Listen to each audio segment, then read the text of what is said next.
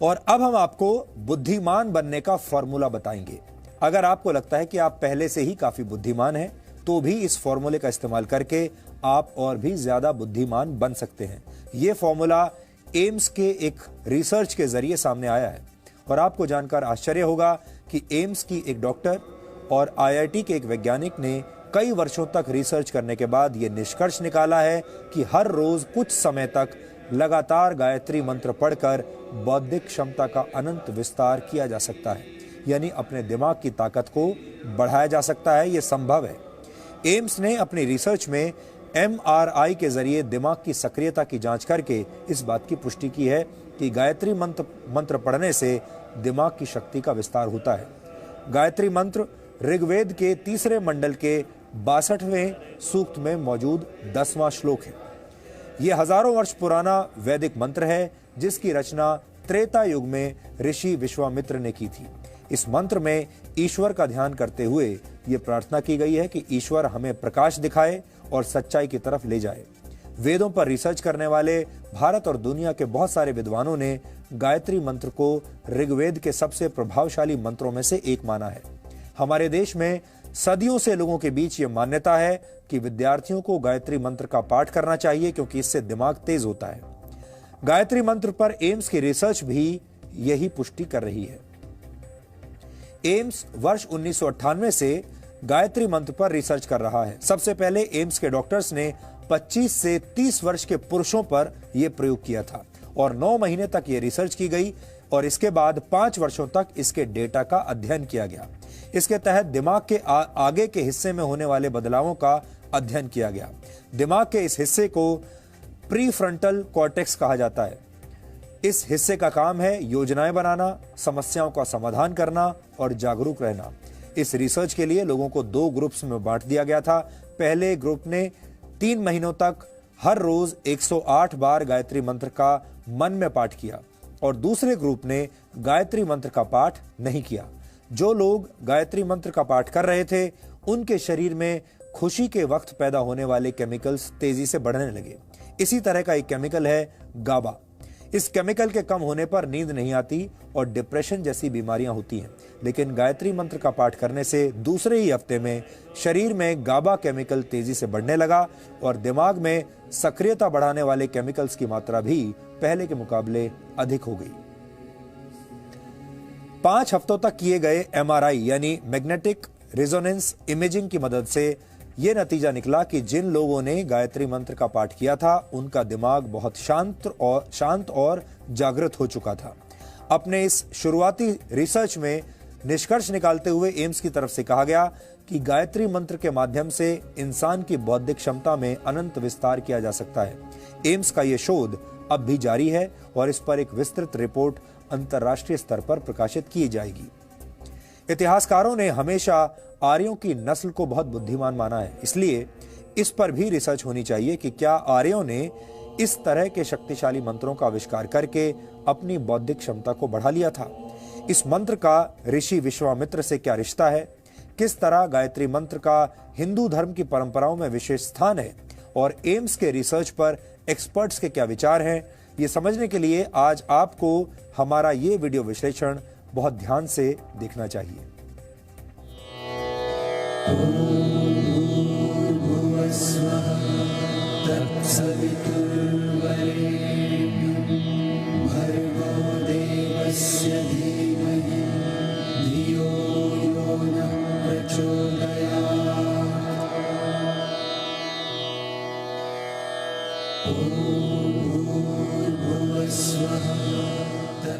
गायत्री मंत्र भारत के महान ऋषियों की तपस्या का फल है। हिंदू धर्म में कोई भी पूजा बिना गायत्री मंत्र का पाठ किए संपन्न नहीं होती।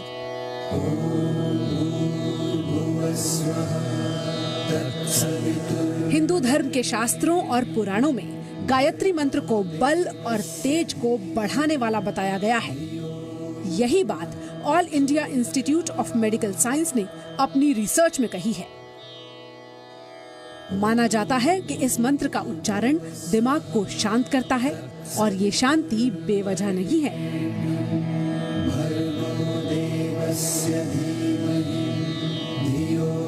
एम्स के साइंटिस्ट्स ने ये साबित किया कि गायत्री मंत्र जादुई दवा की तरह काम करता है।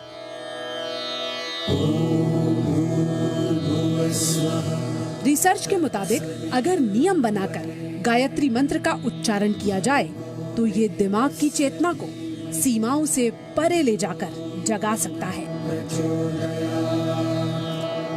अगर मैं कोई भी ऐसा एक्शन करता हूं जिससे मेरे शरीर में सिंपैथेटिक एक्टिविटी कम हो जाए और पैरासिम्पैथेटिक एक्टिविटी बढ़ जाए, यानी कि मेरी दिल की धड़कन कम हो जाए, मेरा रेस्पिरेटरी रेट कम हो जाए, मेरा स्किन रेजिस्टेंस बढ़ जाए, तो मैं हीलिंग मोड में चला जाता हूँ। I get connected to my consciousness. उससे मेरे शरीर के अंदर में जो दवाई मांगूंगा मैं वो पैदा होती है। That is called parasympathetic state of mind. और अगर मैं बिल्कुल इतना ज़्यादा एब्जॉर्ब हो जाऊं कि मैं टाइम भूल जाऊं कि मेरे पास मैं कहाँ पर हूँ, तो मैं चौथी स्टेज ऑफ कॉन्शियसनेस में चला जाता हूँ, जिसे शास्त्रों में तुरिया स्टेज ऑफ कॉन्शियसनेस कहा जाता है। एम्स के साइंटिस्ट और IIT हैदराबाद के प्रोफेसर ने मिलकर 9 महीने के वक्त में इस रिसर्च को तैयार किया था। मंत्रों के द्वारा बौद्धिक क्षमता का विस्तार मनोवैज्ञानिकों के लिए भी अध्ययन का विषय है। तो ब्रेन में एक हिस्सा है फ्रंटल कॉर्टेक्स, इसमें खासतौर से ऑर्बिटोफ्रंटल कॉर्टेक्स, जिसमें कि इसको बोलते हैं एग्जीक्यूटिव ब्रेन। यानी कि मैंने जो प्लान किया, मैंने किसी चीज़ को ऑर्गेनाइज करना है, मैंने क्या फैसले लेने हैं, क्या डिसीजंस लेने हैं, चाहे वो फाइनेंशियल हो, चाहे वो इमोशनल हो, चाहे मेरे कैरियर को लेके हो, वो सब ऑर्बिटोफ्रंटल कॉर्टेक्स डिसाइड करता है। तो अक्सर जब भी हम कोई भी ये लाइफस्टाइल चेंज जो हेल्दी वाली होती हैं, चाहे योगा की हो, मेडिटेशन की हो, चैंटिंग की हो, चाहे वो गायत्री मंत्र हो, बहुत लोगों के लिए अलग तरह के मंत्र होते हैं, सब में एक देखा गया है कि ब्लड सप्लाई कुछ पर्टिकुलर एरियाज में बढ़ती है, जो उस वजह से ब्रेन में पॉजिटिव चेंजेस आते हैं, जिसको बोलते हैं न्यूरोप्लास्टिसिटी। यानी कि जैसे जैसे ब्लड सप्लाई हमारी बढ़ती है, न्यूरॉन्स थोड़े उनमें ग्रोथ फैक्टर्स आते हैं और वो नए नए ब्रांचेस बनाते हैं। करीब 20 वर्षों से एम्स में गायत्री मंत्र पर शोध किया जा रहा है। इन्हीं रिसर्च पेपर्स में प्रकाशित MRI स्टडी के एक ग्राफ में दर्ज ब्रेन एक्टिविटी में ये भी साफ देखा गया कि जिन लोगों ने गायत्री मंत्र का उच्चारण किया, दूसरे हफ्ते में ही उनके दिमाग की तरंगों में एक लय आ गई, जबकि दूसरा ग्राफ उस ग्रुप का है जिसने गायत्री मंत्र का जाप नहीं किया। उनके दिमाग की तरंगे बिखरी हुई और बेतरतीब नजर आई। मतलब साफ है कि कंट्रोल ग्रुप वाले लोगों के दिमाग में सकारात्मक बदलाव देखे गए। ऐसे लोग भी मौजूद हैं जो गायत्री मंत्र से सेहत पर अच्छे प्रभावों का दावा करते हैं।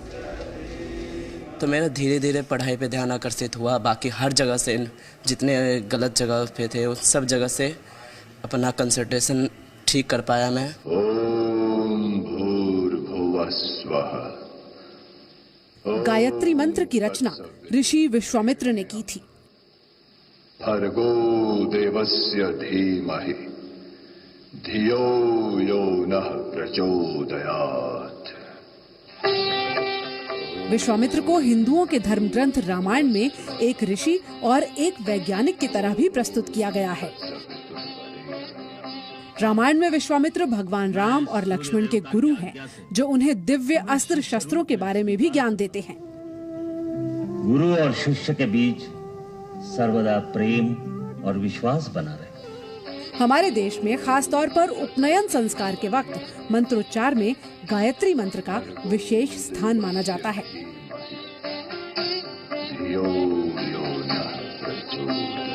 गायत्री मंत्र की जाप करने से आपका कंसंट्रेशन, ये सब चीज में डेवलपमेंट होने लगता है, और जिस क्षेत्र में भी आप सफलता चाहते हैं, आपका आउटपुट उसमें धीरे धीरे बढ़ने लगता है। ये सब चीज मैंने रियलाइज किया है।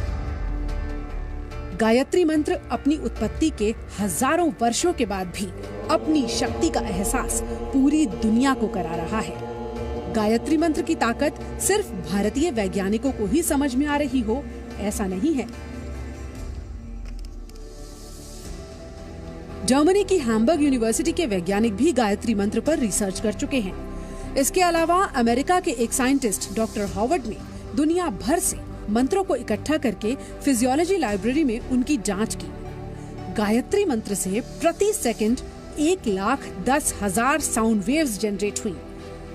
रिसर्च में सभी मंत्रों में गायत्री मंत्र सबसे सशक्त मंत्र साबित हुआ। यानी एक तरह से देखा जाए तो हमारे देश की प्राचीन मान्यताओं पर दुनिया भर के वैज्ञानिकों ने मोहर लगाई है।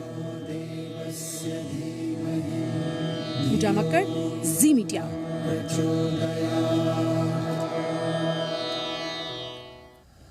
आज का युग कलयुग है। ये सोशल मीडिया और